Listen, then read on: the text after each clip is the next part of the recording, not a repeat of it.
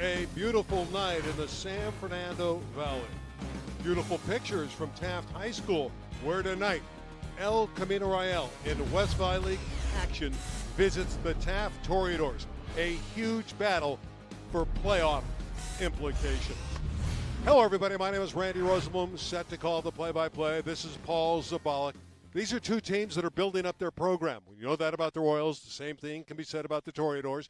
Toreadors have broken through this year. They've won 3 football games. El Camino's won but one. But tonight, the winner is going to get a good seed in Division II, Paul, so there's a lot at stake. You know, when you look again at these programs and the way they've been rebuilding this year and the impact that they can all have on their programs, El Camino is in a position, if they win tonight, they could take a commanding role in that Division II playoff.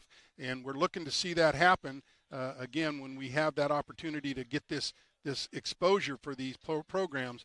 Anything can happen. And if El Camino is going to win this football game, they'll need an impact performance from their quarterback, number 7, Ryan Feinberg. We've talked about Ryan Feinberg almost all season. He is that impact player for El Camino. He has the ability to make things happen. He has the content. He has the explosiveness, and he's one of the city leaders with total offense. So you can expect big plays out of Feinberg, and we can hope to see that tonight. On the flip side, there's Wellington Bristow, a statuesque young man at 6'3", who's got a rifle for an arm. You know, when you look at the size of these young kids in the high school level, and they're at 6'3" or 6'4", they're ideal for the next level because they're going to grow and they're going to be strong. And he has an arm that can explode at that next level. And, again, as he starts to mature, he's going to be possibly the impact player for Taft. It's the battle for Woodland Hills supremacy tonight. The Royals visiting the Taft Toreadors. We'll sit back, we'll relax, and we'll come back for the opening kickoff for these football teams. It's a big one in the West Valley, and it's next on LA36.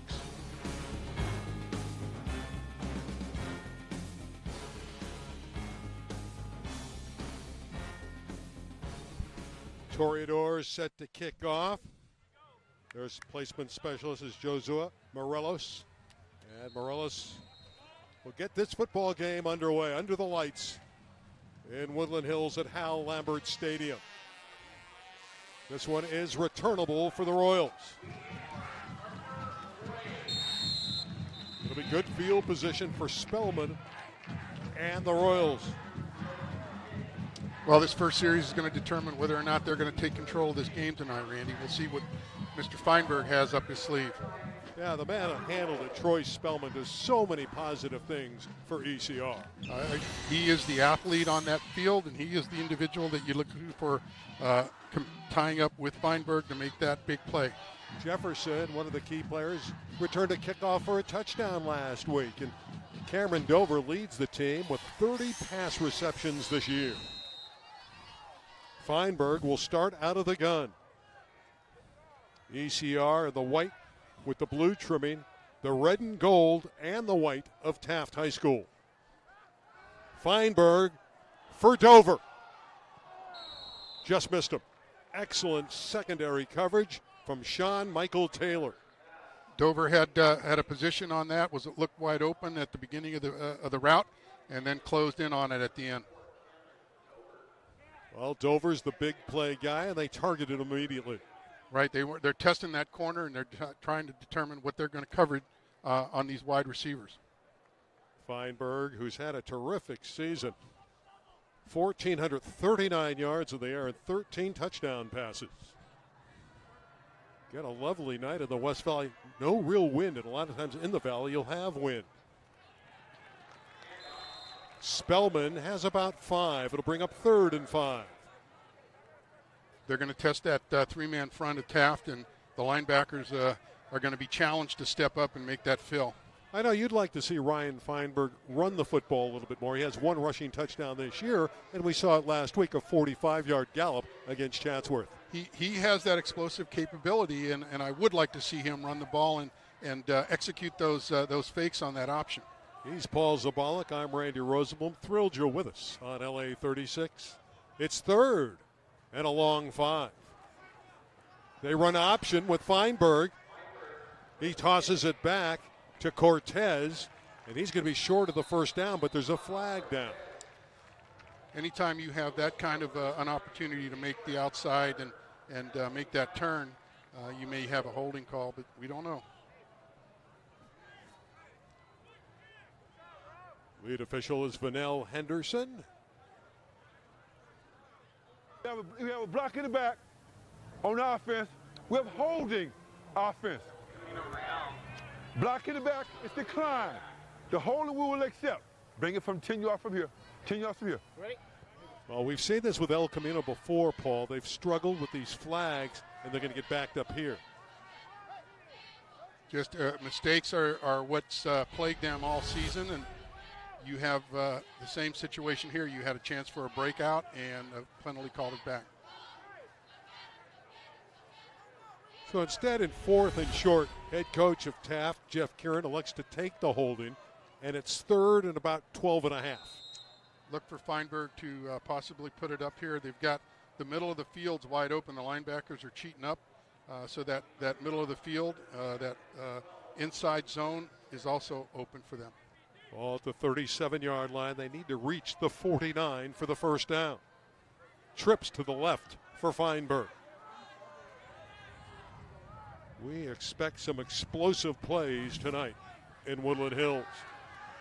Feinberg has an open receiver. It's Bueno. First down and a lot more for ECR. That's, again, we just said that middle of that field is wide open, and Feinberg had time to pick up Bueno, and big gain. Bueno's 19th catch of the year. He averages better than 13 yards of reception, and that's a big one. Again, if you look here in the middle of the field, you'll see that the linebackers have been pulled up, and Bueno is wide open. Bueno's got great hands. Well, last week he had the 2 tips. One of them going for a touchdown. That was a 33-30 loss at home to a very talented Chatsworth team. Chancellors are 6-2. First down, ECR threatens early. Quick pass, Dover's free. Cameron Dover's on his way. Cameron Dover has his 5th touchdown of the year. 27-yard TD touchdown, Feinberg to Dover. Big play number 4. Dover is the receiver who was wide open on the opening play. And again, just got wide open. They tested that corner, and Feinberg was able to make the completion. Well, they have not gotten Dover involved the last couple weeks. That's a great sign because he's been sitting on 4 touchdowns, now 5 for a long time. You'll look to that big play again tonight. You'll see more of it. Chavez Borelli, outstanding kicker on for ECR. They're a man short.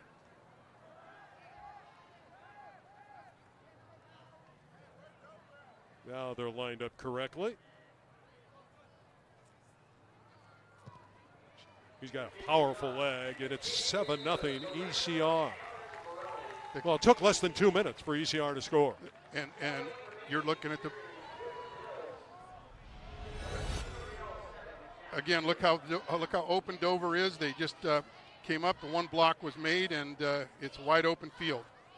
No one will catch them from behind. The big play, though, was the pass over the middle to Bueno. Remember, it was 3rd and 12 when they hit Bueno. Right, and we said that the middle of that field is wide open because those linebackers are being pushed up to stop the run.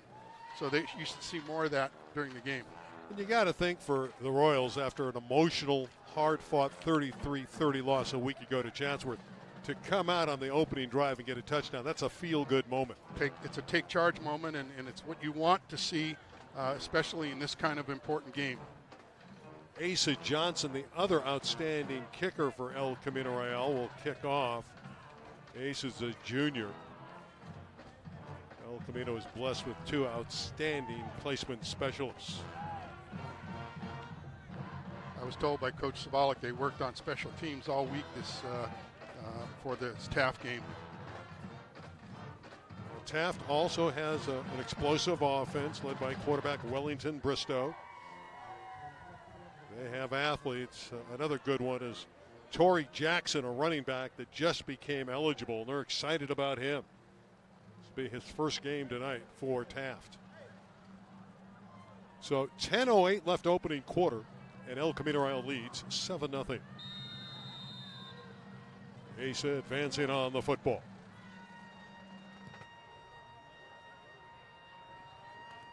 This one is returnable. Ramirez. Daniel Ramirez.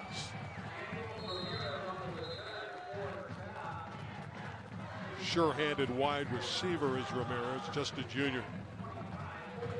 And you watched El Camino's kickoff team. They converged on the kicker. They didn't overcommit, and they were certainly protecting for that open field run. And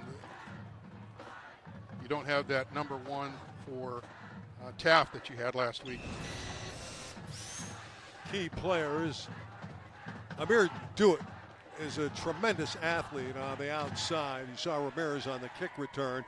Robert Padilla was the hero in their win over Van Nuys when they snapped a 26-game losing streak.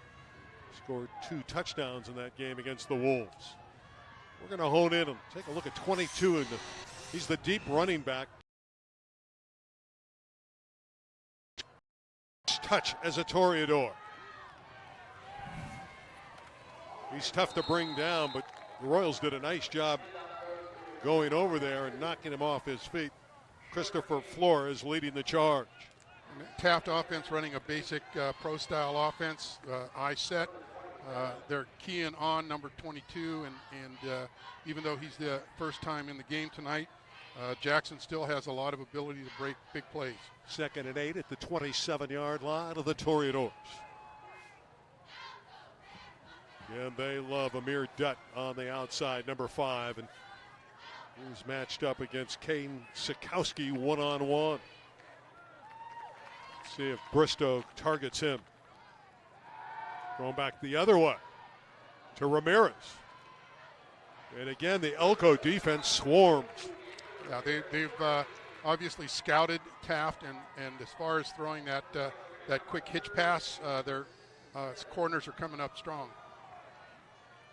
El Camino Real 1-1 in West Valley League action. They'll go to Birmingham next week.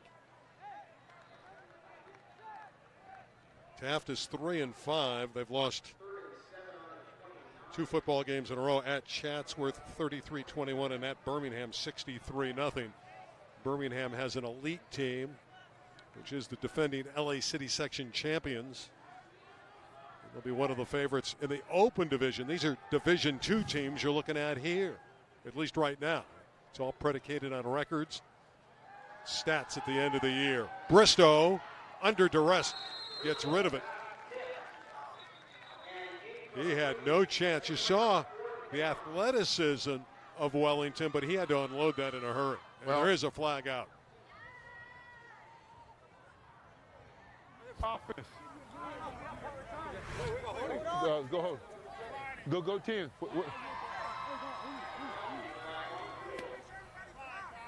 We're holding. Back him up. Go 10 for the rat. Go 10. They're going to accept the infraction. The El Camino side is saying, let's decline this. I'm looking at Jason Zabak. He's saying to decline it. So I think this needs to be declined. Offense. Penalties decline. 4th down. 4th down. 4th down. 4th down and long, and that was just an official getting overzealous, just going saying, hey, let's take that 10 yards. But the sideline here said, no, we want that we want flag the ball. refused. Yeah. We want the ball. Morelos on to punt. Back deep, the dangerous Dorian Jackson. Dorian Jackson a week ago had that kick return for a TD. Dorian Jefferson is back deep. Timeout on the field taken by Taft High School. What a great start for the Royals. Big start. Defensively, they needed to make a statement, and they were able to do that. By the way, at halftime, we got a great feature for the fans here on El Camino Real football. Jason Zabak, the head coach, talks with Jeff Kieran, Taft's head coach. That's quite a conversation that we pre-taped that about an hour ago, and they were having a good time, and they both worked together at Moorpark. They did, and they've known each other for a long time, and again, it's interesting to see how friends can compete against each other and still be able to talk to each other. We'll see if they're friends at the end of the night. We'll they were see. friends at the end of the interview. I knew that. We'll see how that ends up.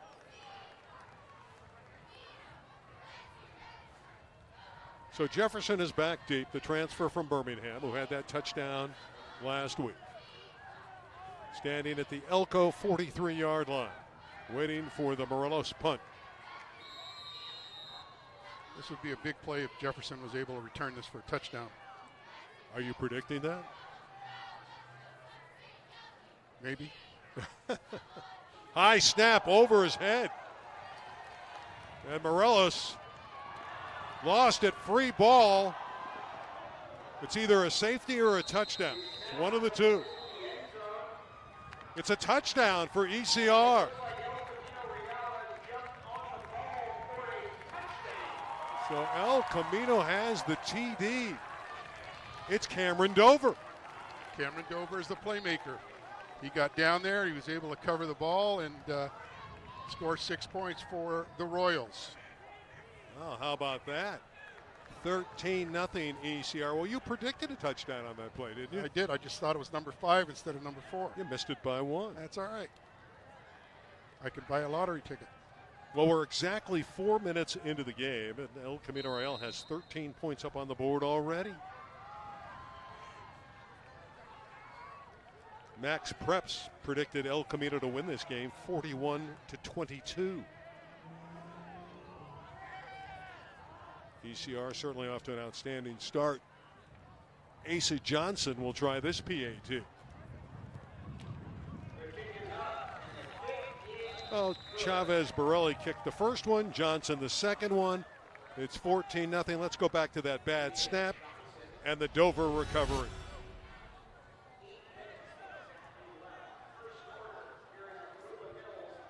When you look at that, you just you have to cringe a little bit, and you want to make sure that the ball isn't recovered in the end zone, which it was here. It should have been maybe kicked out of the end zone by the recovery and a safety rather than touchdown. Well, on El Camino Real football in LA36, we've seen some strange things. Last week we had 2 deflected balls caught by Bueno. Here we've had Dover catch a touchdown and recover a touchdown in 4 minutes.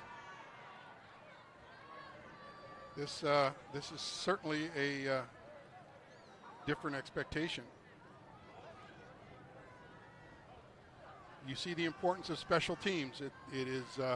I learned from Coach Don James at Washington that the kicking game is almost 1/3 of any kind of football game. You have offense, defense, and special teams, and the schools that put the emphasis on special teams have a win percentage that you can always count on. You know, while El Camino's had trouble with their specialty teams all season, if you go back to last week, and they struggled in that capacity as well, but they did have the Jefferson return for a touchdown, and here they recover the bad snap on the fumble for a TD. So they've had some success now with their specialty squad. This one is returnable. Running hard once again, it's 22 Torrey Jackson, and that got the crowd excited. Well, there are a bunch of missed tackles on this play. It's one of the things that the El Camino special teams players have to break down and not overcommit. I can see why they're pumped up about getting Torrey Jackson eligible. He is an athlete.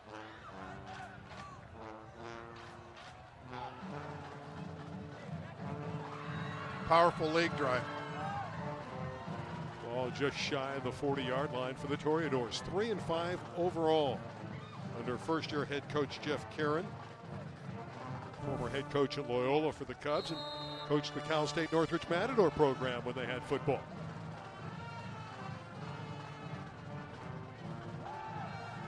Jackson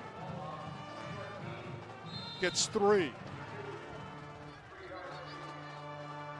He is really set back in that I formation, so he can obviously see where the blocks are, and he can make his cuts based on how his offensive linemen are making their reads on the zone. Early on, Ariel Guerrero, number 9 for El Camino Real, has been active defensively, the outside linebacker. Give Torrey Jackson 4 yards. There he is, number 22, 2nd down and 6. Taft has a sizable offensive line when you're looking at Palacios at 305 pounds and Abreu at 270. 14-0 early for El Camino Real. Flag is out.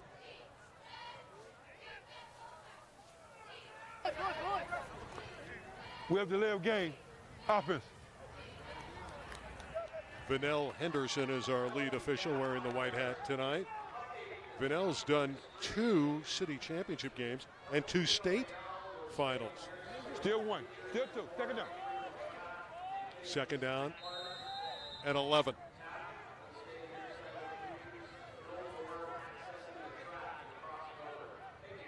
Taft trying to locate their offense.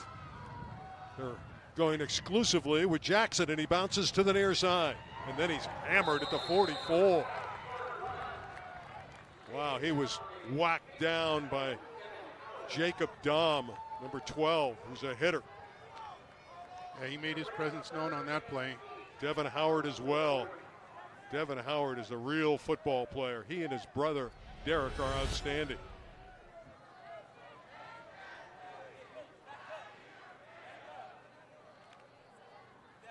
That's how you hit. That's a good job by Howard. Yeah, you can look at Jackson, and he's got that ability to just hide behind those big offensive linemen and make his cuts. He's got very strong lower body. His legs are pumping all the time. 3rd down and 8 from the 40. Bristow wants to throw, but he's pressured. He can scramble. He's retreating, and he's thrown down. That El Camino defense. A late flag. Guerrero was over there. Dahm was over there. But the marker is out. We have intentional grounding offense that carries the loss of down. Bring us up on 4th down. Early on, El Camino's dominating. Yeah, they're just taking over as they should. They are the dominant team, and they're making their presence known. Again, you look at how Dover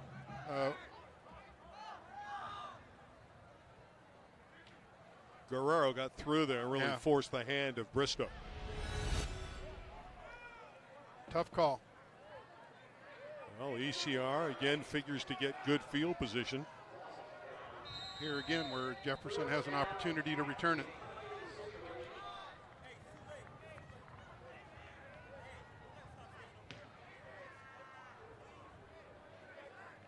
Morelos to punt. See if they can snap it to him correctly. That's better. Short kick.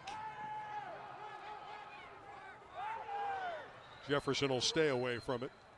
But either way, El Camino Real has terrific field position. It is what their opportunity now for their offense to make another statement. You'll start to see some wide open, I would think, passing by Feinberg now, with again Dover being on the flank. Ball at the 47-yard line of the Toreadors, and the blue and white huddled there. This is as well as we've seen them play all season long. They have been dominant in this quarter. Well, they've come close in several of their games this year. Just the way the ball bounced the wrong way and the breaks didn't go their way. And if they take charge of this game tonight, that'll make a statement for the playoffs. Feinberg and Bueno, the last to trot on for El Camino Real. Their one win was a great win over Cleveland 24-14 a couple weeks ago. A talented Cavalier team. Troy Spellman has running room. First down and a lot more for Troy Spellman.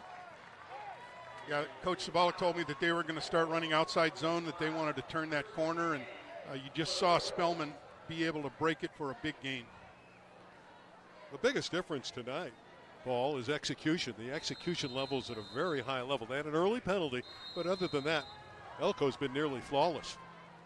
Well, they should continue. They've got, again, the dominant team here tonight. They've got to make that statement and to demonstrate that they are an up-and-coming team in this league. First down for ECR. Ball at the 27-yard line of Taft. 5:15 to play. Opening quarter.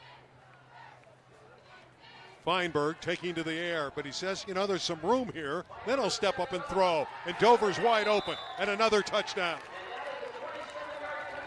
For the second time tonight, a 27-yard touchdown score to Dover. He has 3 touchdowns in the opening quarter. And as soon as you saw Feinberg start to step up and run, the defense started to collapse on him, and that opened up Dover in the end zone. Big play. It's been a nightmare for the Toreadors, and we're not to Halloween yet on their home field. Lorenzo Chavez Borelli for the point after. He's automatic, 21-0. Let's go back to the Feinberg to Dover score, and it looked like Feinberg was going to run. Yeah, and look what happens as soon as he starts to run. The defense starts to collapse on him, and he sees Dover wide open. Just unloaded that before he ran past the line of scrimmage. Well, he knew exactly where the sticks were, and he was able to see Dover break into the clear. Dover had 4 touchdowns this year. He has 3 tonight in the first quarter. And for Jason Zabalik, what an answer. Some smiles after he said, I might be on suicide watch after they lost to Chatsworth. He was so upset. That's nothing really to kid about, but he felt that way. He was really down. Well, again, the big breaks didn't go their way last week, and if they continue to execute, you'll see them dominate this game tonight. Asa Johnson continues to alternate with Chavez Borelli. You know, I brought a big heavy coat again, and I think it's delightful out. It's much nicer in the valley than we expected. Ramirez will greet the football and see what he can do with it. He has a lane. Still on his feet. Terrific return. That'll get the Taft side excited. Daniel Ramirez, the junior. There is a flag out. See, it's on the field right next to Ramirez.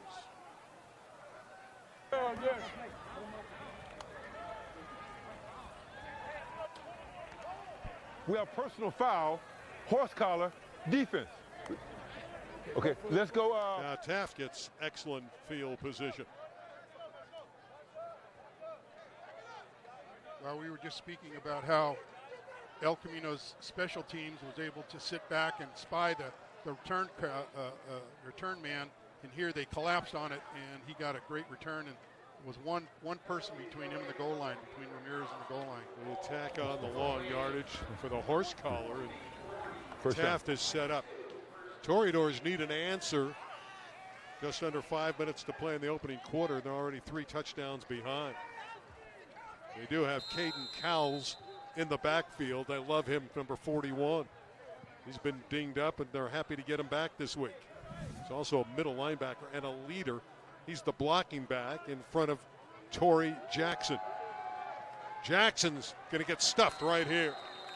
No chance. Early on, it's been a field evening for Christopher Flores. 52 on that defensive front. You would think with the big offensive line that Taft has, they'd be able to make some of these blocks, but Elko's able to sneak in those gaps and break the line of scrimmage.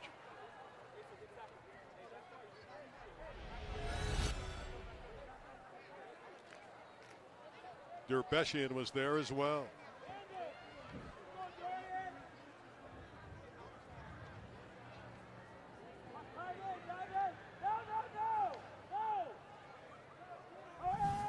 Second down and very long. Bristow hiding the ball, wanting to throw it. There's that rocket arm. But it was intercepted by Spellman on a deflection. So Spellman has the pick.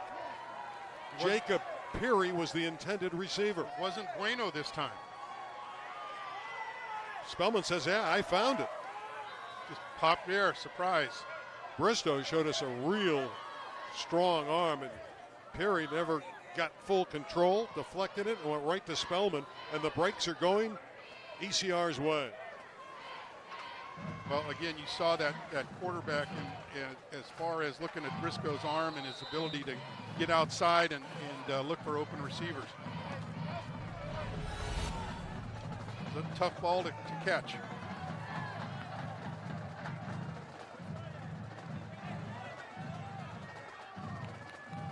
That's just a great play. That's just a brilliant play by Spellman. Spellman went up and was able to make the play. Ermita circling out of the backfield. And ECR has its way early on with Taft. Ermita lost the handle and Taft recovers. So they create a break.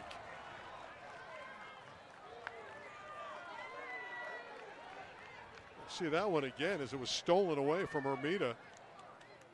They're congratulating Cowles. He was moving down the sideline, and I believe they thought he stepped out of bounds, but that's not the case. So turnovers for both sides in this opening quarter. Once again, the Toreadors will feature Torrey Jackson, the senior running back. 21-0 El Camino. So much has happened in this opening quarter.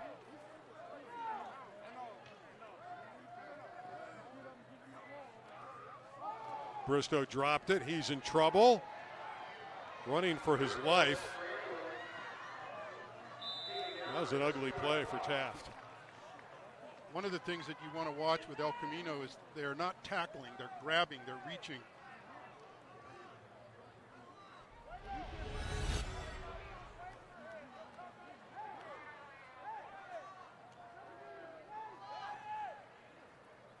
That's where they thought that he stepped out of bounds, but obviously the referee didn't call that. Well, it was stripped before he went out of bounds, so give Taft a lot of credit for the takeaway. And much needed for the Toreadors, but they lose 4 on first down on a play that never developed. They're putting a lot of pressure on Bristow to throw the ball. 2nd and 14. There's the aerial to Ramirez. It's a first down. Zakowski with the tackle, but Bristow's got a big arm. Yeah, you just saw that demonstrated right there. It was just a quick turn-in pass, and he put it on the line. To the El Camino Real 45-yard line. 17-yard strike.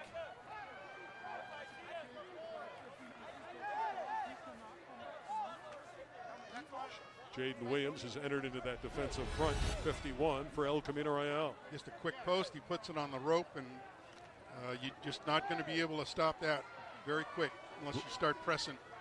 Bristow's a terrific athlete, also on the basketball and baseball team at Taft, a 4.0 student. Jackson, right side with running room. Near side, he's got a lot of green grass.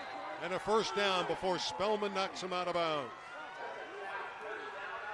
Again, El Camino's not tackling, they're grabbing and reaching, and you're not going to stop a running back like Jackson with an arm tackle. He'll break through it. Terrific run from Torrey Jackson of 23 yards. Again, watch here, you'll see the arm tackles or the attempted arm tackles. 1, 2, 3, and then Spellman comes in and makes the big hit. Best opportunity for the Toreadors.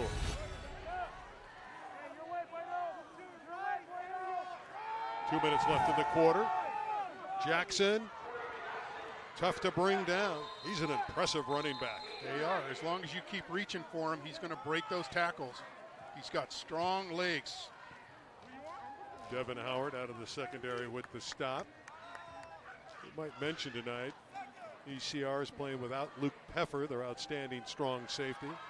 He's injured, not available. Torrey Jackson is quite a story here at Taft, just eligible for the first time this year.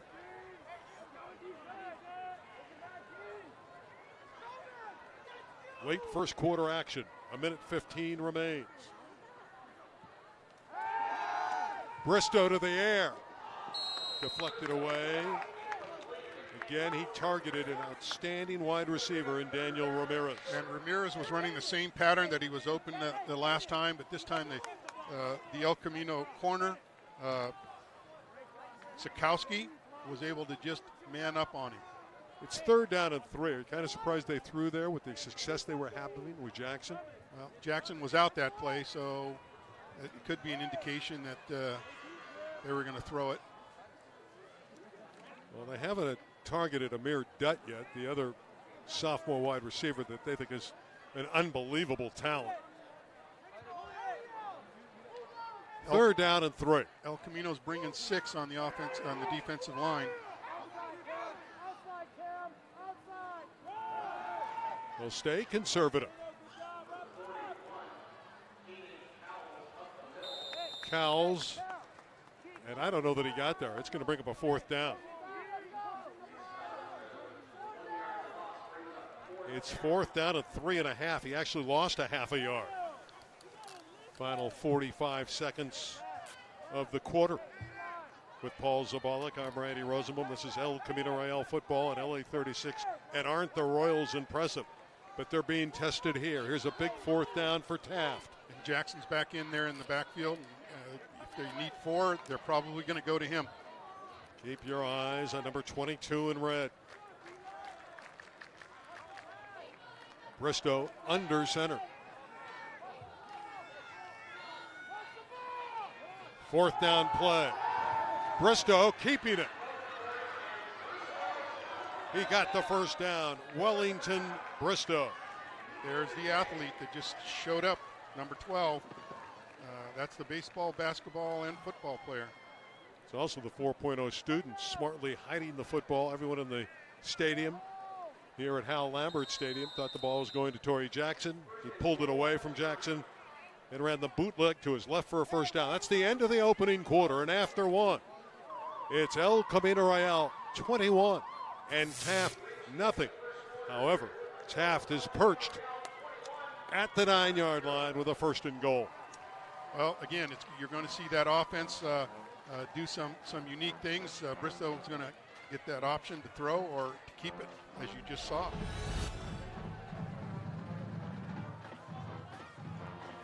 And even fool the cameraman. Nah, he wouldn't fool our guys.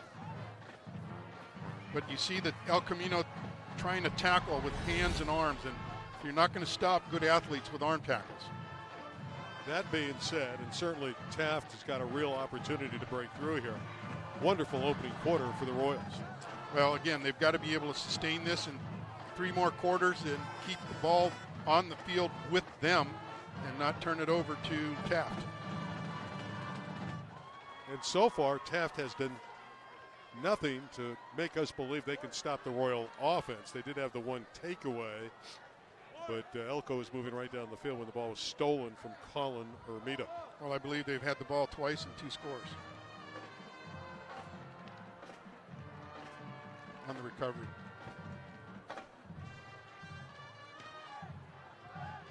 Well, the defense of El Camino Real will be tested here.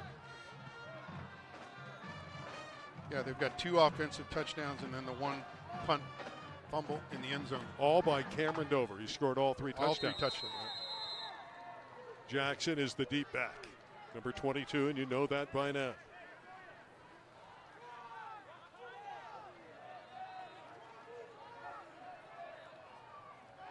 Bristow to the air. Off the fingertips of Ramirez. That same skinny post pattern that Ramirez ran for that 1 catch, he's trying to do the same thing. He's going to the well 3 times, and if you look at Zakowski, he's going to step up, and he might be able to pick off one of these passes if they continue with that pattern.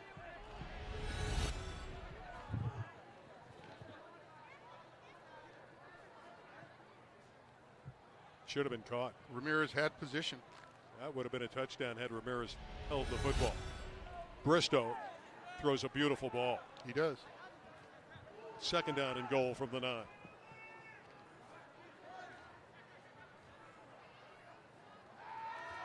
Going to try it again. Went back to the exact same play, and a flag is out.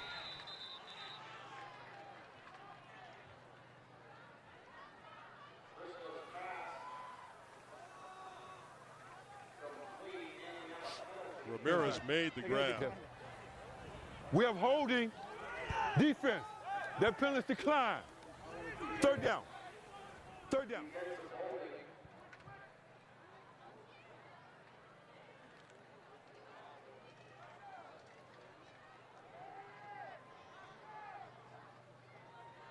Third down upcoming.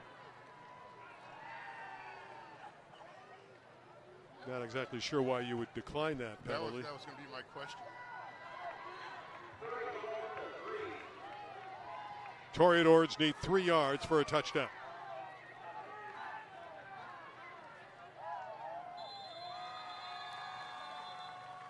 And I'm not sure that they are going to decline that penalty. Jeff Karen is talking with the lead official, Vanell Henderson.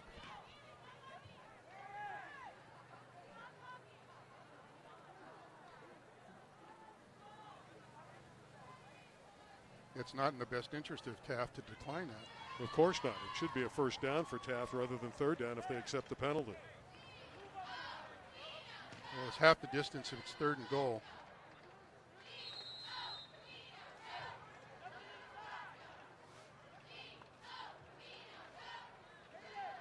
Well, for the time being, it is 3rd down and goal.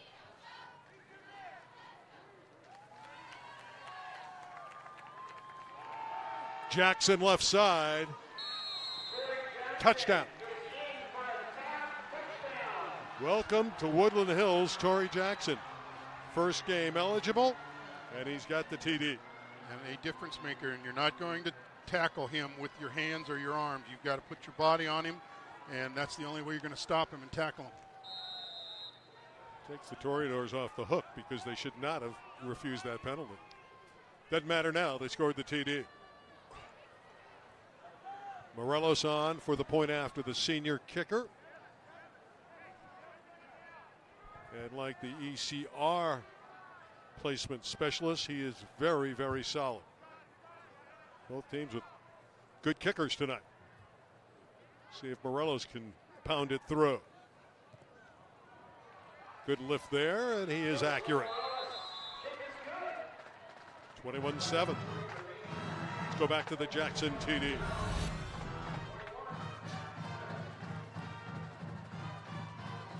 See the arm tackle, you're not going to stop him with arm tackles. You got to put your body in front of him. He's going to have a big night if they continue to do that. Yeah, I mean, it's a defensive challenge for Elko, their coordinator, to get their players to make tackles rather than reaching and make arm tackles, because you won't tackle him that way. Sam Tover. Tovin is back deep with Troy Spellman for ECR. Tovin's a junior. Cornerback and wide receiver. Very energetic young man. Granada Hills transfer. By the way, his brother was an outstanding baseball player. Chatsworth for Tom Musborn a few years back. Morelos to kick it away. Still 11:40 to play in the half, Paul. We're seeing some offensive fireworks in this one. That's the expectation with both of these programs. This is Sam Tovin. Sam Tovin has got room, but there's a flag out. And in all likelihood, this will be called back.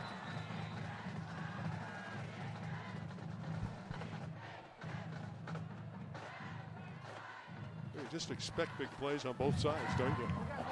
We're holding. That's the football usually breaks on big plays, either mistakes or big plays. And we're seeing both here. We're holding. Doing return. Number 3. 10-yard penalty. So it was Spellman detected for the hold. Well, if you're Taft, you got to locate number 4, Cameron Dover, the wide receiver. The senior for El Camino has been splendid. And he's been able to get open in the Taft secondary.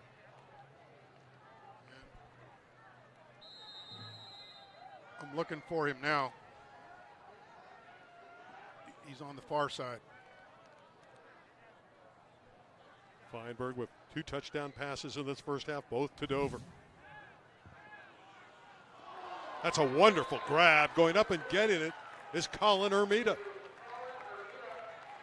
What a wonderful, wonderful catch. And another excellent play by Feinberg to find Ermita. The middle of the field is, again, wide open. Boy, did he high point that well, Ermita. Outside the 40 to the 42-yard line in Royal territory. This is some catch by number 14, Ermita. Again, you look at the middle of the field, and he's just right there, even though number 30 for Taft, Dustin Lee, was right on him. Feinberg hiding the ball. Tried a hurdle, and he's fortunate to get back up in one piece. That's the dimension and the weapon that I've talked about earlier. Feinberg needs to keep the ball. You want him to do that. I want him to do it. I want to see him make those moves, and then you're going to see the defense collapse on him. Minus the hurdle. Yeah. Picked up 9 yards. But you got to give him credit for trying to do that. Officials are huddling up on the near side.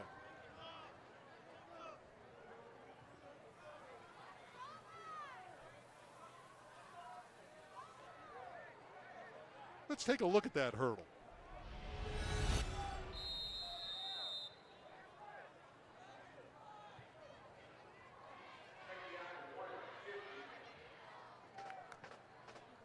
Beautiful tackle. Almost got over. Amir Dutt. Dover again is loose. Cameron Dover all the way. His 4th touchdown of the half. 3 of them in the air from Feinberg. What a night for Cameron Dover. It is the Cameron Dover hour. That was 50 yards. The first 2 were 27. He should be wide open all night long. Feinberg can find him all night. Big play. Big player. Big answer after the Taft score.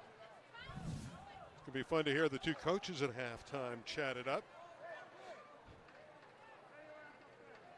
Zabalik and Kieran going one-on-one at halftime. That kick is away and good.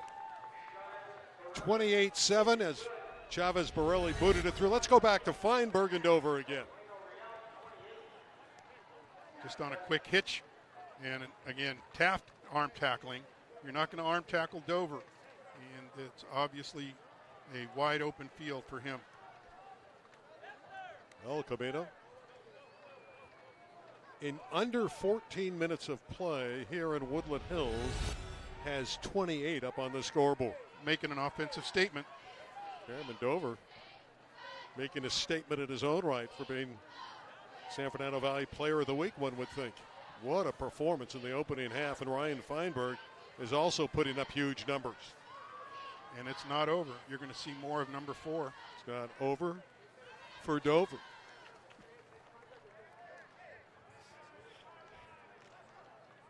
You like that, huh? I did. That was very good. Thank you.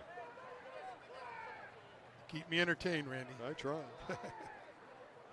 Still trying to figure out the kicking rotation for El Camino with Chavez, Borelli, and Asa Johnson. I think they're just taking turns. Let's hope they get a lot of turns with extra points and they can rotate it over and over. They've been doing that already tonight.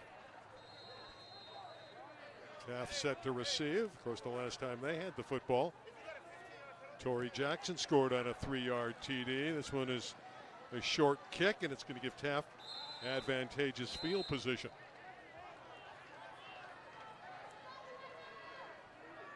El Camino special teams trying a little trick play there with an onside kick, trying to catch him off guard. But Taft players were alert enough to do that. Really like the play calling from Taft the last time they had the football. Balanced the passing game with the running game.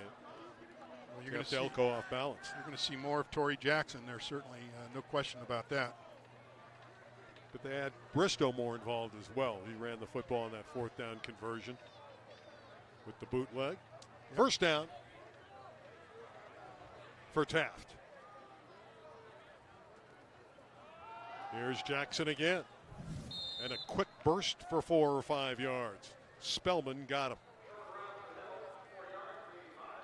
You've got that big offensive line for Taft. You've got Abreu, you've got Perez, you've got Palacios, averaging 270 pounds across the front. That should open up some giant holes for Jackson. Second down and a long 5 at the Toreador 47-yard line. Royals 28, Toreadors 7. Still a long way to go in this second quarter.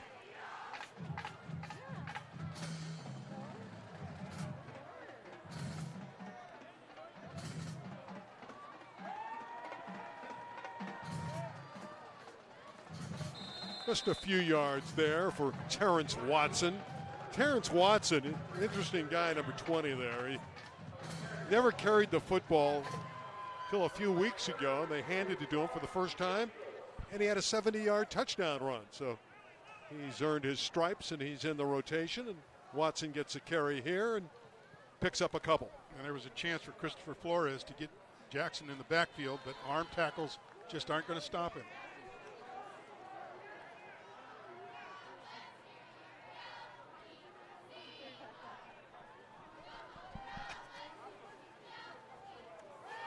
Bristow to the air.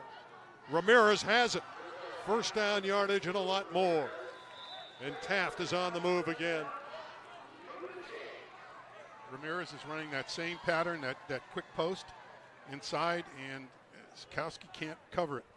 Another receiver to look for is their brilliant tight end, Harrison Grable, 6'2", 215-pound junior. They have not looked to him yet. Beautiful catch and run by Ramirez.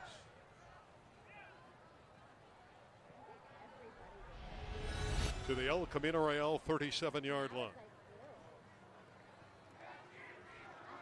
But 89 sitting on the left side of the line. Terrific tight end. He has not been targeted yet. Bristow hiding the ball and running and get hit. Down he goes. Cameron Dover is all over the field tonight. It is the Cameron Dover hour, and he's outside, and you're not going to fool him twice with that bootleg. That's a loss of nearly 5 yards. We'll call it 2nd and 14, but it's a long 14. 7.5 minutes remaining. First half. ECR by 21 points, 28-7. Now you've got Jefferson on the outside covering Ramirez, and he's pressing. He's not going to let him have that skinny post again. Bristow. That's a great throw to the far side to Dutt. That was the second receiver, Dutt, that you were asking about earlier. They've given him a cushion, and he almost got the first down. Taft has excellent skilled players in Dutt, Ramirez, and Crable. But again, they haven't targeted number 89 yet. Just a little bit shy of the necessary yardage. It's 3rd down and 1.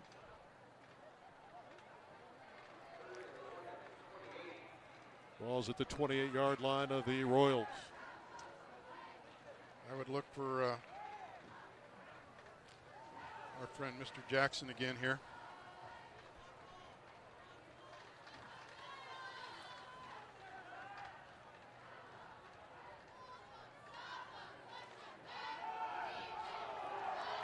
Ball's out. El Camino Real recovers. Bueno fell on the football. And again, Jackson had the ball, and he just was starting to make his cut when he was tackled and the ball popped out. Let's look at this collision and fumble.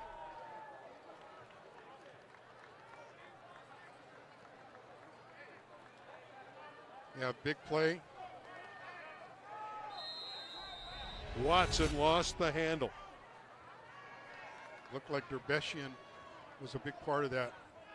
Well, Derbeshian Number is a 50. big part of the defense. 50's a big-time player. Vladimir Derbeshian, 6'1", 260-pound junior, who Jason Zabog raves about.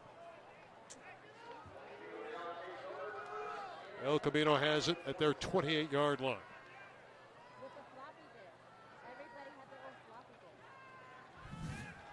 Feinberg, deep one, has an open receiver. Feinberg has been on point. Beautiful throw and catch. Rafa Cortez, the freshman wide receiver who's really coming on. You saw that same pattern that Dover ran earlier. Dover wasn't on the field then, but Feinberg was able to see that and was able to have a nice touch on the pass. Feinberg looks great. He does. He's having a great game. He's thrown 3 touchdowns tonight, but this one he dropped in there beautifully to Rafa Cortez. Can't throw it any better than that. Nice touch. Ball to 38 of the Toreadors, and again, the Royals are dominating the line of scrimmage. And this is Spellman with a huge hole. Just pounding. First down, Royals. He is the athlete on the field. He can do it. And you're not going to tackle him with arms either. What an impressive performance for El Camino Real tonight at Woodland Hills. Looking to put another score up there. Other than one turnover, they have not been stopped offensively. One time when Armida had the ball taken away from him. Yeah, that was a surprise because Armida is not one who turns over the ball.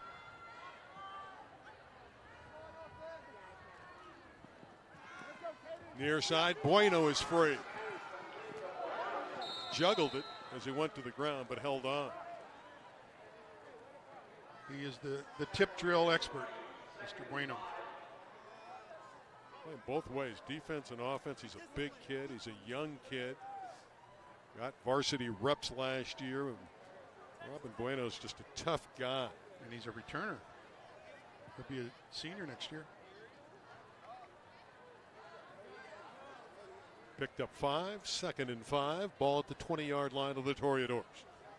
El Camino is threatening again. They're already in field goal range.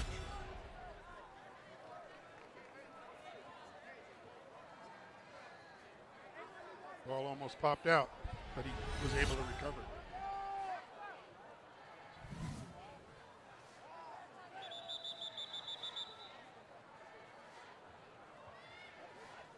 Flag comes out. We have delay of game. Offense.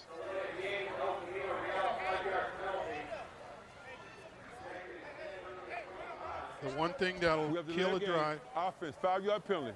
is mistakes. And here's another example of a mistake. It is a momentum killer. Vincent Serrano, number 16, is checked in as a wide receiver junior for El Camino Real. Second down and 10. Ball spotted at the Toreador 25. El Camino now rotating receivers.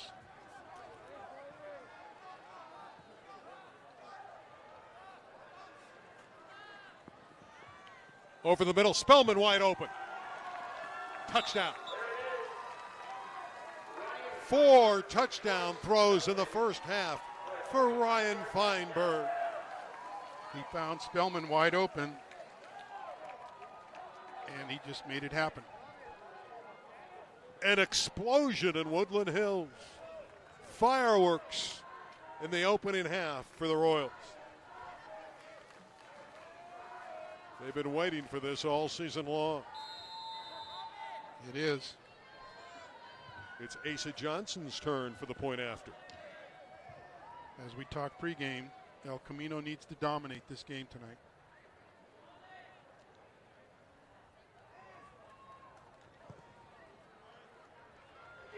Drills that one between the pipes.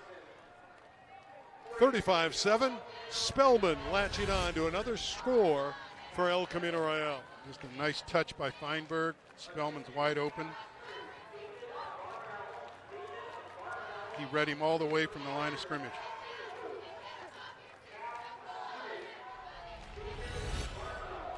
Well, again at halftime, and that's only 4 minutes and 18 seconds away.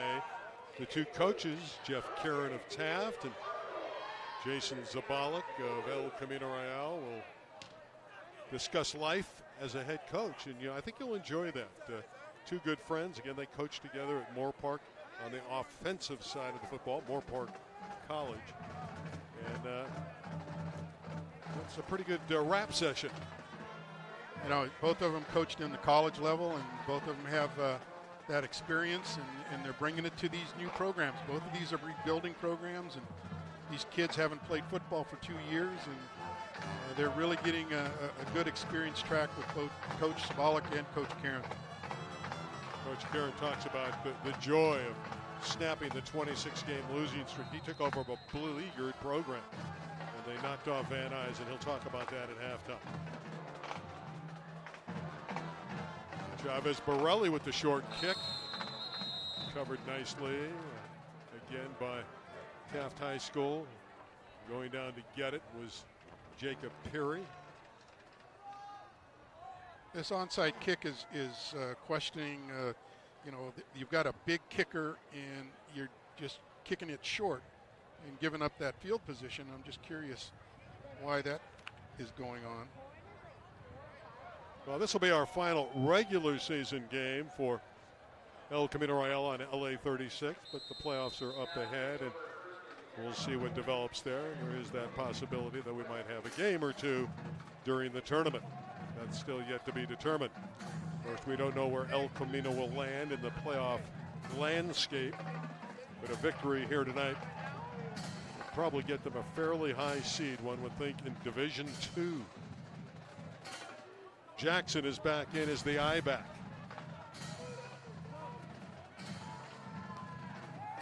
This is Torrey Jackson. And he's blasted with a flag out. And again, there's that man again, Devin Howard. Made a big play, big hit on Jackson. Thank you. Holding offense. Bring it back. Bring it back. That's fine. Come back two. And that's how you have to tackle Jackson. You can't arm tackle him. You've got to put your body on him. Taft's had some big names play here. Jeff Fisher, the former Rams coach and Titan coach, was a player here.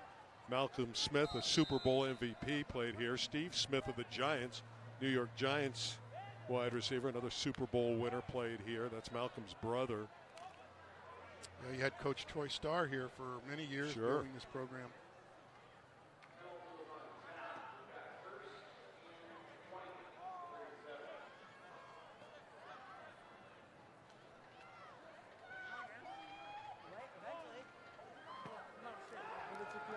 Bristow to the air.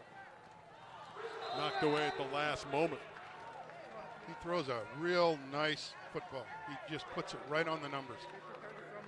Dudd was the target there. Amir Dutt. Zakowski on the outside. There's a rapidly developing player, number 11 for El Camino. Cayden Zakowski, a junior, had an interception against Pasadena. 5'7" and 160 pounds, but he's improving every week. And again, a young player who hasn't had much experience, but he's getting a lot of it this year. 35-7 for ECR.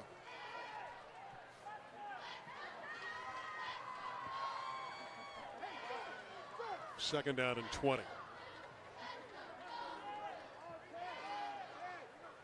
From the Taft 37. Torrey Jackson gets about 14 or 15 yards. Jefferson brought him to the ground. All he needs is a little crease, and he's running behind 280-pound offensive lineman. Well, Jeff Caron's found a nice running back. Yes, he has. See the arm tackle again. They're not going to be able to bring him down. You got to put your body on him.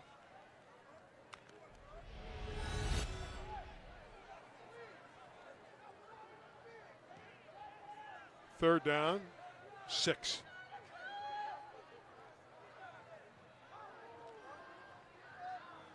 After the 14-yard gallop by Jackson. Bristow has an open target. It's Cowles. Cowles has a first down and a lot more. Just snuck out of the backfield, and it was wide open underneath. And Bristow was able to find him. Taft's got a good-looking offense. Their problem is they have not been able to slow down El Camino. They've moved the football. First down at the Royals' 33-yard line. 3 minutes to play in the half. Again, you'll watch Cowles just sneak out of the backfield, and he's wide open, and he's able to make the big play. Taft desperately needs a score before intermission. Trying to reel in El Camino Real.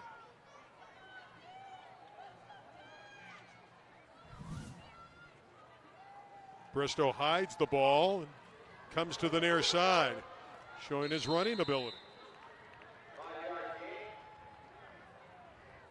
Picked up 5. Yeah, El Camino still hasn't adjusted to that bootleg. They're still not collapsing on the outside. Their contain is breaking down, and Bristow is able to get outside. Wellington Bristow.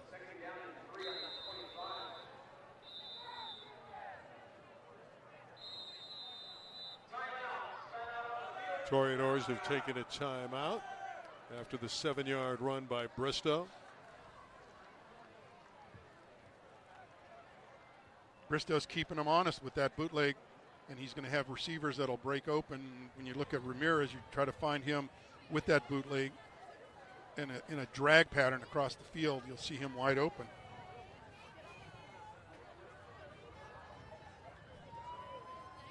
Well, you can't relax because Taft can put points on the board. So if you're El Camino in a game like this, you just want to keep scoring. You just have to.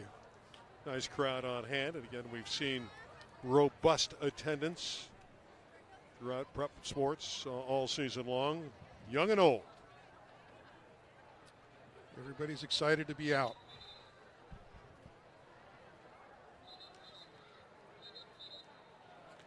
Of course, El Camino has not won a road game this year. Their one win was at home against Cleveland.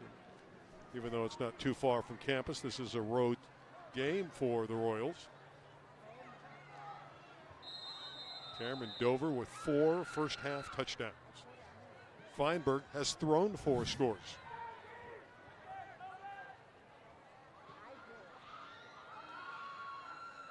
Bristow looking to counter. Deep ball. Nearly intercepted.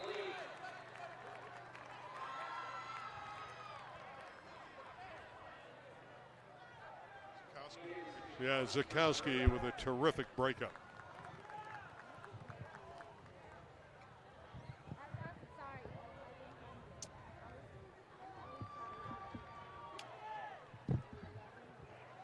Not a bad idea to take a shot there on 2nd and short. Now it's 3rd down and 3. It's still very manageable down. They have the versatility to make this happen. They've got the quarterback who can throw, a quarterback who can bootleg, and then, of course, Jackson with that off tackle, and he can have those quick bursts. 3 yards isn't a difficult thing behind that big offensive line.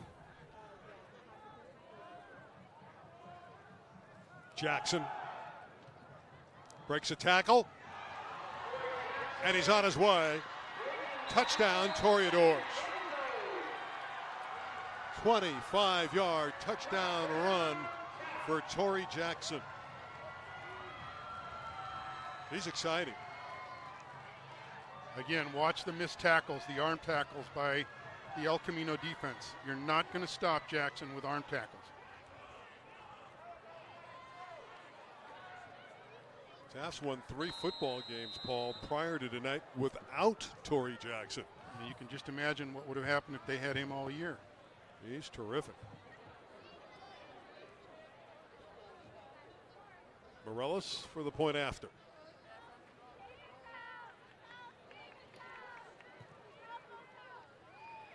Perfect. Let's go back to the 25-yard gallop from Torrey Jackson. 2 missed tackles, 3, 4, 5. And again, they're trying to reach for him, and they're not going to be able to bring him down. He's just too strong. He's built low to the ground, too. Yeah, 5 missed tackles from arm tackles. They're just not going to, you're not going to stop a guy with that talent. Now, the one negative, Taft scored maybe too quickly. They've left Ryan Feinberg and the ECR offense a minute and 55 seconds to work with. That's plenty of time. All they need is about 6 seconds for that big play.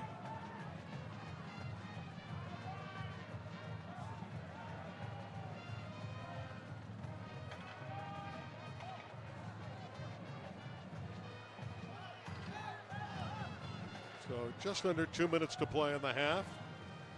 El Camino getting the ball back, up 21 points. But you can't take anything for granted, not the way Taft can score. Absolutely.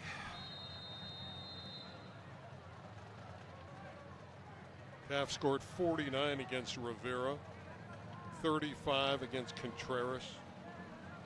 So they can put points up. Spellman, he's going to come back with it. Good effort.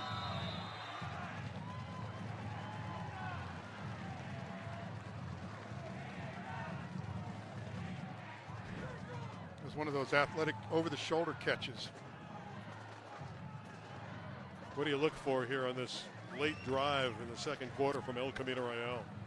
Well, my guess is they're going to mix it up a little bit. They're going to try the run and try again to freeze those linebackers and pull them up, and then whoever the wide receivers are, if Dover's back in there, I haven't seen him in that role the last couple series, and I don't see him out there now. They're rotating their receivers, giving a lot more experience to those younger players, and I think that you'll see Feinberg hand it off and maybe just keep the ball and sustain the drive. They need 2 first downs to keep the clock. I think they want to score before they get in the locker room. Ermita in the flat. Gets a few, and the clock will keep running with 1:35 to play. Again, they're throwing that underneath pattern to pull up those linebackers. If they're going to throw into the middle of the field, because, again, that's where that open area is. El Camino has 3 timeouts if they elect to utilize them. I would imagine if they get a first down to the middle of the field, they might take one here. Feinberg in trouble. It may not matter now. They're going to sack him.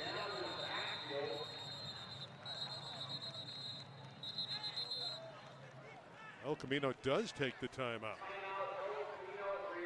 62 seconds left in the half. You look puzzled. Well, I mean, again, with a loss, you're taking a timeout, and you don't want to turn the ball over here to Taft with any time remaining in the half, as explosive as they can be. When you have a player like Wellington Bristow, you're really never out of the game. He's a terrific quarterback who can run and throw. And again, with Bristow's talent, you've got an added dimension there because he has shown he can run on the bootleg.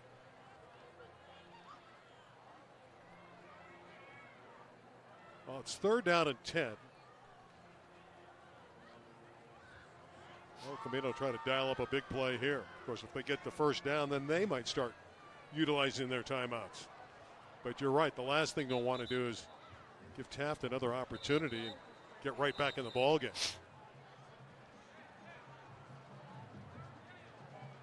Dover has returned to the offensive side.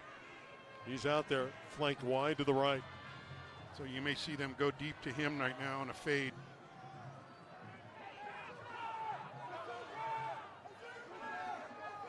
El Camino looks confused offensively. They're short a man, and Daniel Azukar comes out there.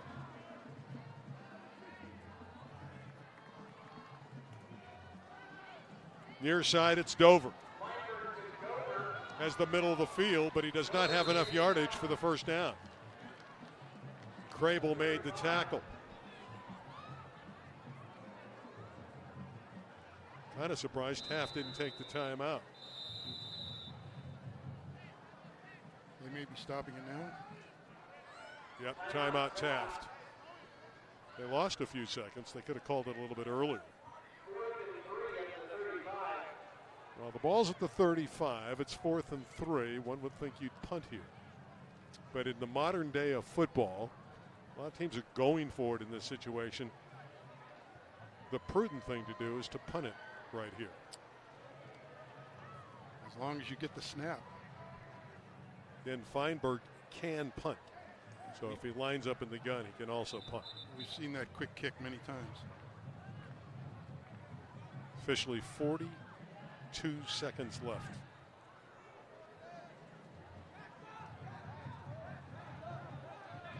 Of course, if you're Taft, you don't want to jump offside and give El Camino the first down. 4th down. Feinberg probably to punt. He's running option. I'm not exactly sure what he's doing. He's turned the ball over on downs. I just don't understand that. Were they confused on what down it was?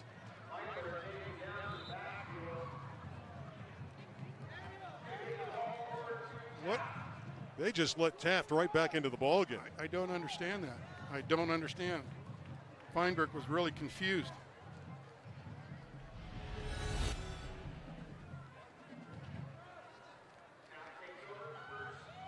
I believe they were confused on what down it was. It's the only reason you run an option in that situation. Taft with a chance, down 35-14 to jump right back into the game. Just unbelievable here. I'm not clear on what happened there. See if they run it or throw it. They have the option. Pass over the middle, incomplete. Still have 34 seconds left. There's some pressure on the ECR defense. Taft has some timeouts, it looks like. No, one timeout. One left. There's Cowles, who's had a nice first half, number 41. Hard runner, fullback. Again, Jeff Kieran and Jason Zabot, the two coaches, with a delightful conversation at halftime. See if they try the draw. They still have a timeout, trying to confuse El Camino. Nope, Bristow wants to throw it. He's pressured, rolling to his right. He's in trouble. Now he unloads, incomplete. He's lucky to get that one back. There's a lot of traffic in that area and a number of El Camino Real defenders. He's also a strong young man because he's just not getting pulled down from behind. Talking with his head coach, Jeff Kieran, and he comes back onto the playing surface. 24 seconds left. Now down to 23 seconds left.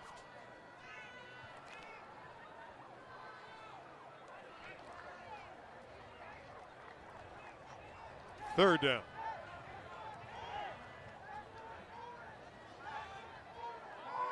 Taft has a couple more shots to try to score before halftime.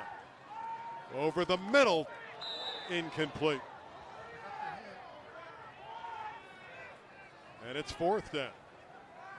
He's trying to find the open receiver in the center of the field, but they're collapsing down on him, and they're giving him pressure, so he's going to have limited time to throw the ball.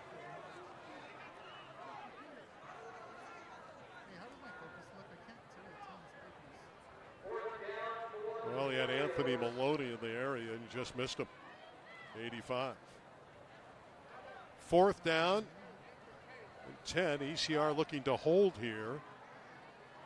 This is a big play for Taft. They really need to score.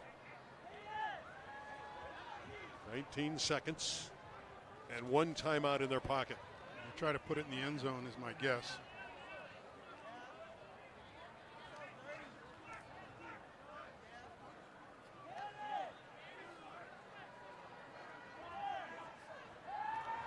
Bristow. Intercepted. So El Camino gets the stop.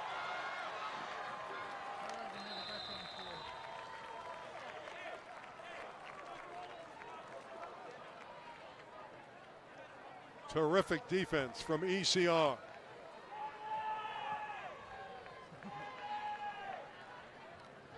Looked like Sam Tovin is the man that picked it off. 36, number 2.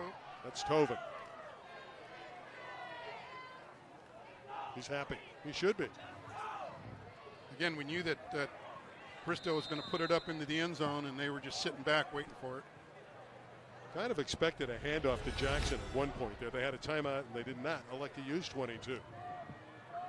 That's why you and I aren't coaching, Randy. We should be coaching, I think. Tovin with a great play, anticipate.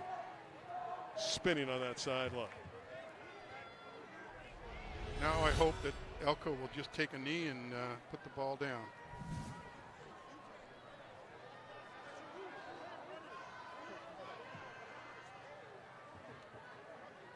You would think that's what they would do.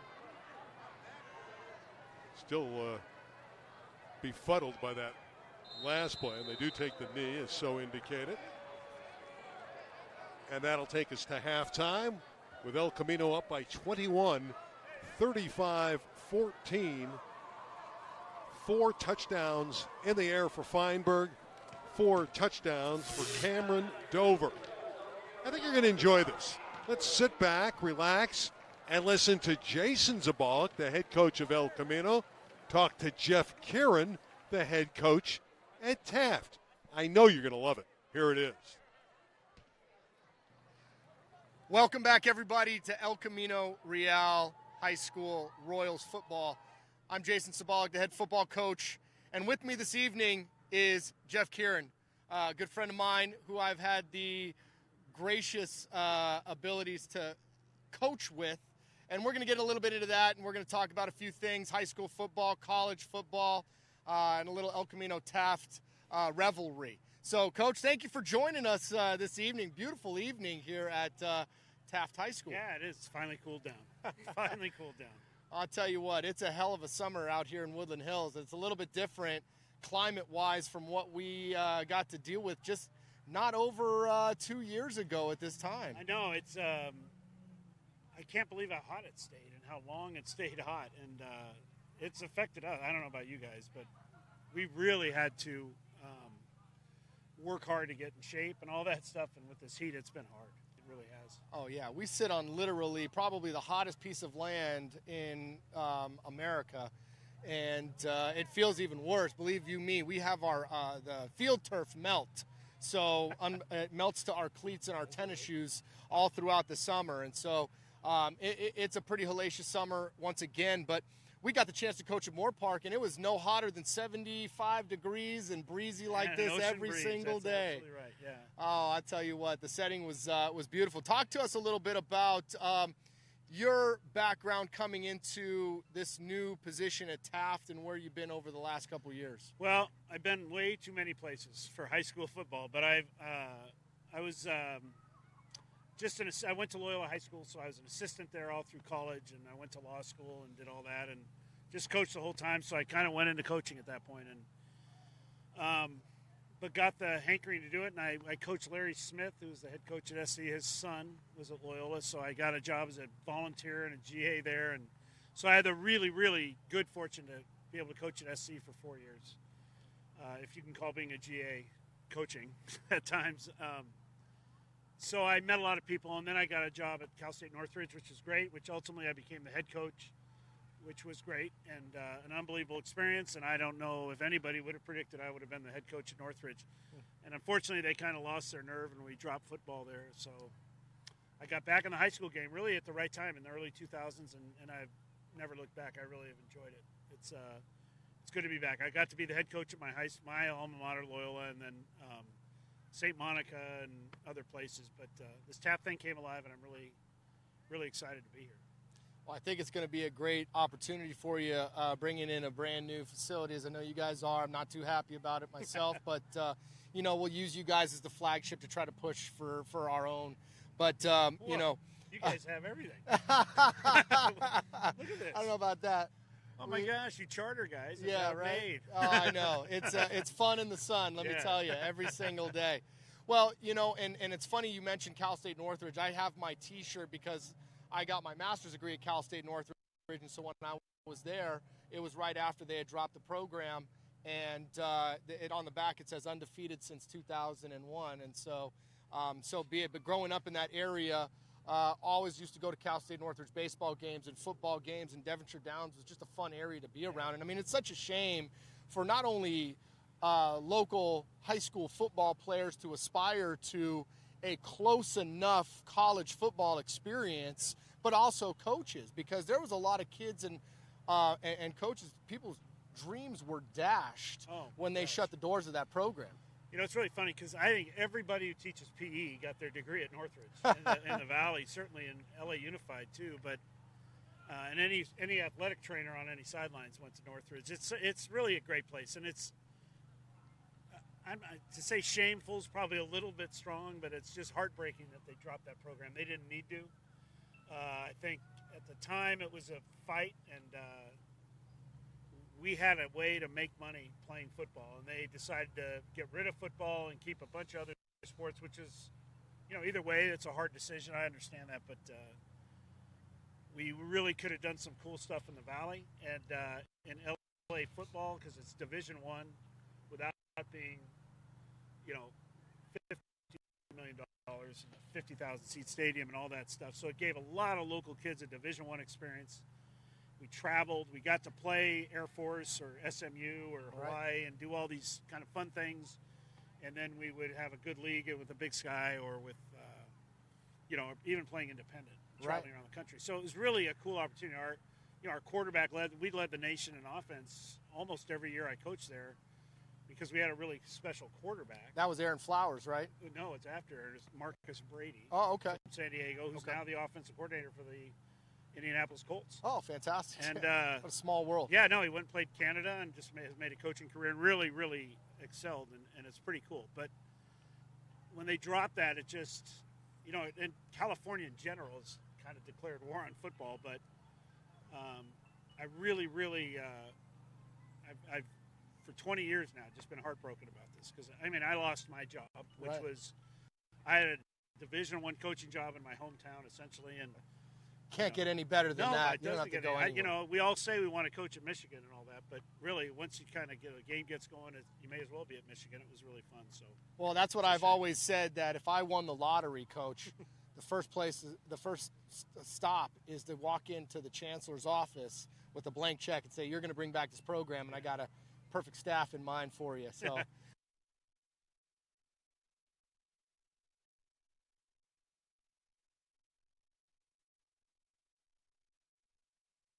They would probably say no.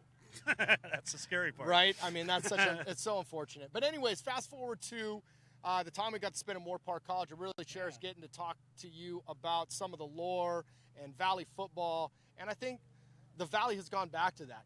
I saw an absence and a void of not just talent, but enthusiasm for the local programs. And then unfortunately, as soon as I decided to come back into it, I feel the wrath of all of these high schools that were actually building behind the scenes.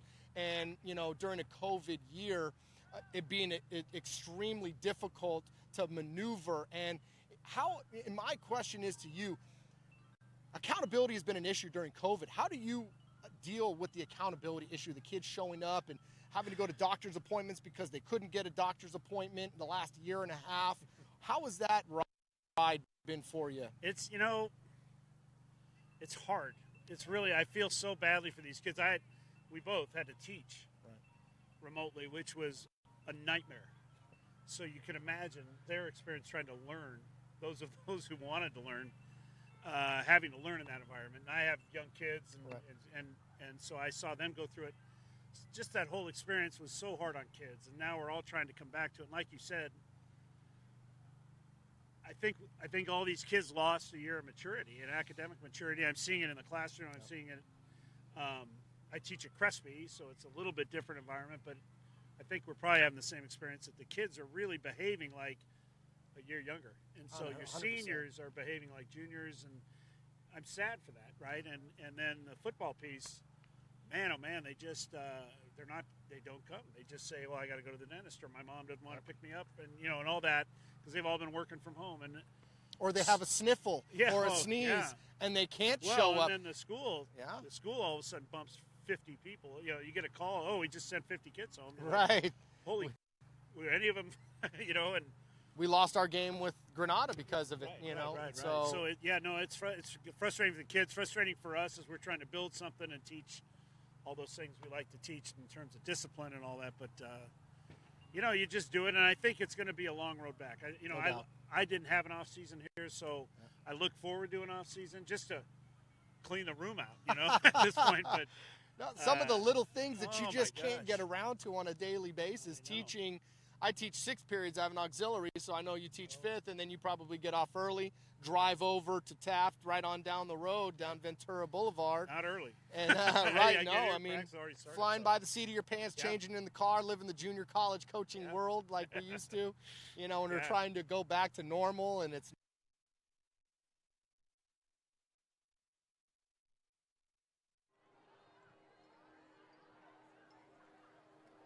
not normal.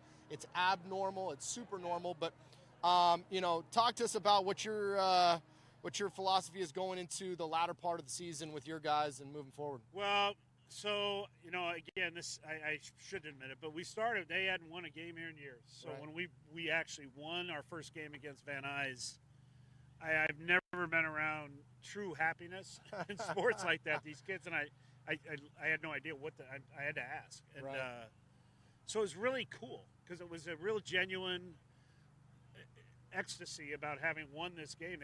Our seniors had never won a game at any level. Right. So it was really, really kind of a nice change when all you read about are St. John Bosco and modern day.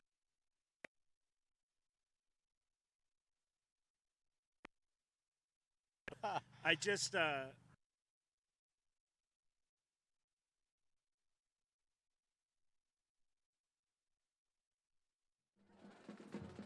as we got into the last part of the season, we've slid.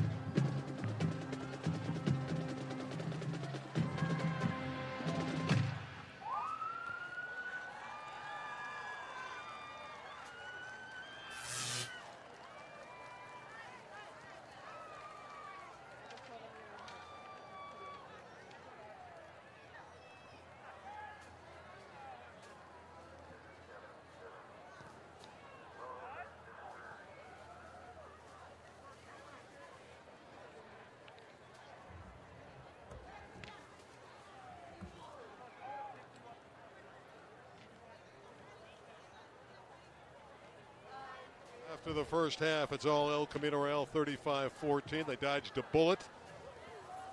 Taft had a chance to score near the end of the half, and Sam Tovin came up with a huge interception for ECR. But a big offensive explosion for the Royals. With Paul Zabalik, I'm Randy Rosenbaum. We're at the break, and quite an offensive display by the Royals from El Camino Real. Yeah, again, it was the Dover show.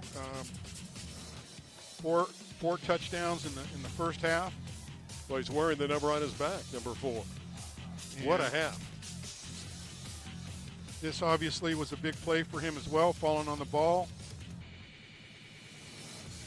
Bad snap on the punt, and ECR there had a 14-0 lead.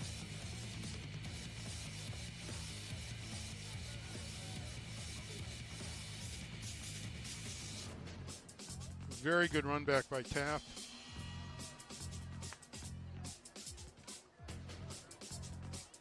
Cloud of dust. By the way, they're going to get a new turf here in the next year. Here's a great play by Feinberg finding Dover. Again, they just tried to collapse on him when he started to run. Like he was almost over the line of scrimmage, but he knew where the stakes were and was able to make a completion. And here again is a running back without peer. Torrey Jackson. And speaking of without peer, Dover showing he's got some speed and strength along that sideline to score. Again, once he gets in the open, you're not going to catch him from behind. Yeah, 2 27-yard touchdown catches. That was good for 50. There's another one to Spellman. So Dover caught 3 and recovered 1 for his 4, and the other touchdown was by Spellman. And Jackson was dynamic scoring on this play for the Toreadors. You're just not going to tackle him with hands and arms. You got to put bodies on him to stop him. He's got very strong lower body strength. Here's that Tovin interception right before the break. Sam's the man. Now, there was a play late on 4th down and 3 where ECR elected, right before the Tovin interception, by the way, where ECR elected to go for it. Yeah. And they ran an option, and you got the inside on why they ran that 4th and 3 from deep in their own territory. Well, the coach indicated that there was an opportunity for them to collapse that outside and run a speed option, and just didn't get communicated well to Feinberg, and he wasn't sure what he was going to do. There's the coach, Jason Zabalik, and he had a great play-calling first half, didn't he? He did. He really was able to read that Taft defense. He knew what players had the right skills, and, of course, Feinberg is the playmaker. He's the one that made all of that happen. You see the mood change from a week ago? I mean, look how happy Jason is last week. You know, he said it. We didn't like the expression, but he said, I'm on suicide watch. For 24 hours, I just couldn't get over the fact that they turned the ball over in the waning seconds. It looked like they were going to go in and beat Chatsworth and lost 33-30. And he was in a downcast mood, but it certainly turned around. Jeff Kieran is getting it done on the other side, however, for Taft. Again, his competition level in the preseason not as strong as El Camino, but he was able to build up some wins over the likes of Rivera, Contreras, and that big one to start that winning streak against Van Nuys. Jeff will get it done here, won't he? He will. I mean, he's a well-traveled coach. He's experienced. He's been to each level of coaching, and he's going to develop these kids, and it's going to be a great rivalry between Coach Kieran and Coach Zabalik over the years, and you've got literally a crosstown rivalry here in Woodland Hills. Well, what do you want to see first for Taft? Then I'll go to El Camino next. But first from Taft, what do you want to see from the Toreadors? Well, you're going to see a lot more of Mr. Jackson. I believe they're going to give him the ball as often as he can. You're going to see Bristow put the ball in the air. He's going to try to find Ramirez, number 11. I would imagine he would try to do his bootleg run again to pull that secondary up tight and then possibly throw it into the secondary deeper. So I think, they're not out of this game by any stretch. Turnovers could be a big factor. Mistakes can be a big factor. And I think you're going to see Mr. Jackson, as we saw last week with Chatsworth, with number 1, Mr. Van, I believe. And he put on his own demonstration of skill. On the flip side, ECR, what do you map out for the Royals in the back half? I think ECR needs to keep the pressure on Taft. They need to continue to score. They got to sustain their drives. They got to not make mistakes and kill drives. Mr. Dover should be back in here. I think if in the beginning of the second half, you're going to maybe see 2 touchdowns to Dover because they're going to throw it. They're going to put it up again. You're not going to stop him from scoring. He's that kind of an athlete. These 2 teams won their individual city titles in the late 90s. Both winning at the Coliseum in different years, 97 and 98 respectively. Both Taft and El Camino Royale won city championships. ECR's was in 97. Rick Hayashida was the head coach. Taft came back the very next year in 98 under Troy Starr to beat Banning in the championship game. Yeah, and Coach Zabalik played on that 97 championship team. He did, and he's very proud of that, isn't he? He is. He's got the rings to prove it, and he reminds me of that all the time. Pretty good baseball player in his day, wasn't he? 2 city baseball championships and football championships, and he's got a couple of coaching. He helped Coach LaCour and the baseball program when LaCour was at El Camino, and he also has helped their program, and he's got, I think, 2 coaching rings for the baseball program. Well, Taft's going to get the football first. Asa Johnson has it teed up. And they are indeed alternating. At halftime, I went right up to Asa. I said, how are you guys determining who's kicking? He goes, we're just alternating, just as we expected, you know. It's the most logical thing when you have 2 great kickers. And it's good for El Camino football because Chavez Borelli's a